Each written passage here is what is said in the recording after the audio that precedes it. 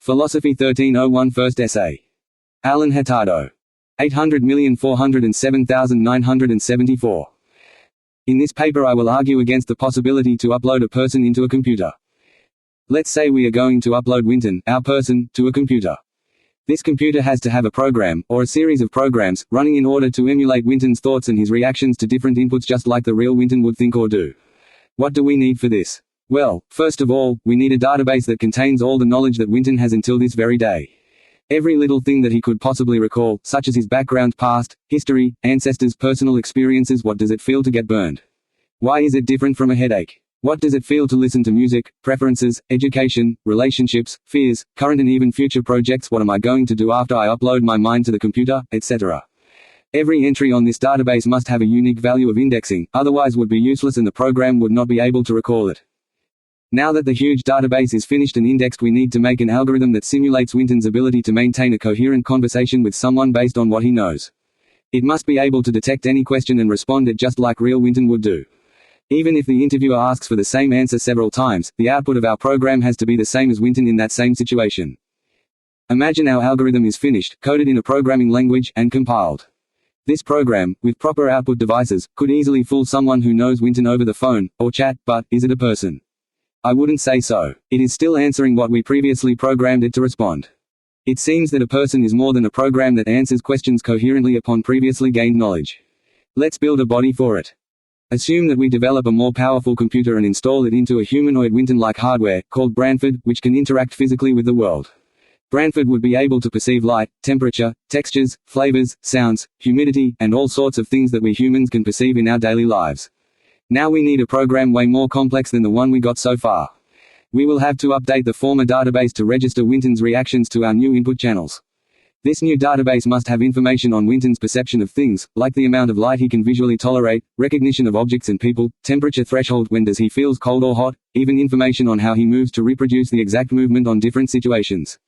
Following the procedure, we make a program for each part of Branford's body so it acts exactly as Winton. It also has the capability of transforming proteins and carbohydrates into energy equivalent to what Winton's metabolism does in his body. All of these instructions and new information would significantly increase the size of our database, and jeopardize the performance of the whole machine due to overheating. But let's imagine that nanotechnology is 50 years ahead from now and we have no technological limitations for our project. Branford is now a physical and behavioral replica of his brother Winton. It has the same weight, same height, color of skin, likes and dislikes the same things, etc. It as well walks the dog every morning and greets its neighbors cordially just like Winton would do it. Is Branford a person now? For most behaviorists, it could be considered a person. Maybe a smaller group of functionalists could be fooled and agree that indeed is a person. But we know that Branford is still acting upon a series of commands and complex pre-programmed instructions. Imagine that we are convinced that Branford is a person and we close the project. What would happen in a couple of months? A couple of years. Branford cannot process more information than what it already has and eventually, its robot nature will be more and more evident. It would get stuck in time. So, it still takes something else to be a person. The problem with Branford is that he is unable to learn new things, and we could come up with an algorithm similar of how we learn things, such as trial and error, but that would be programmed too. Let's say that it learns to win a tic-tac-toe game by registering all of its previous moves and looking just for the winning outcome. This can be thought as following. Player 1 places X in any available cell of a matrix of 3x3, that cell becomes unavailable. X1 Y1. X2 Y1. X3 Y1. X1 Y2. X2 Y2. X3 Y2. X1 Y3. X2 Y3. X3 Y3. Player 2 places an O in any available cell of the same matrix, that cell becomes unavailable. Repeat process until all cells are unavailable or until the condition for winning is met. The condition for winning is that all of X1 or X2 or X3 or Y1 or Y2 or Y3 or X1 Y1, X2 Y2, X3 Y3 or X1 Y3, X2 Y2, X3 Y1 are filled with the same figure.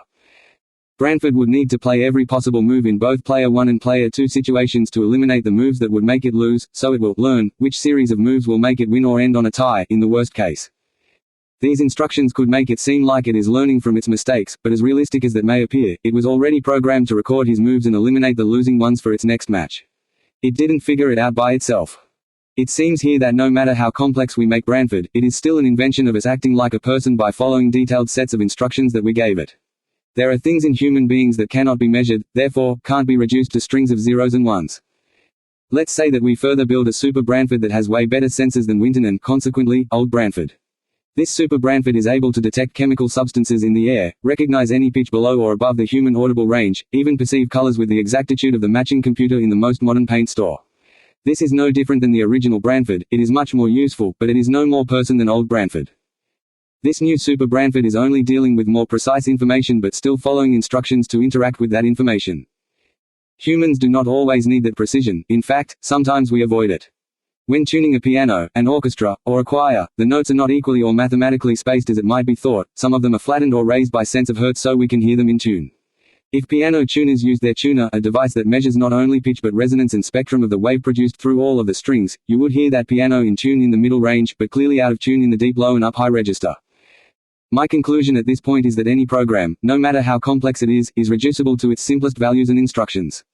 Every single output is written somewhere in the programming line, even if it has better perception of our reality than ourselves. Take the color matching machine, or advanced tuners, it is just following a series of instructions with more precise values but is not capable of learning.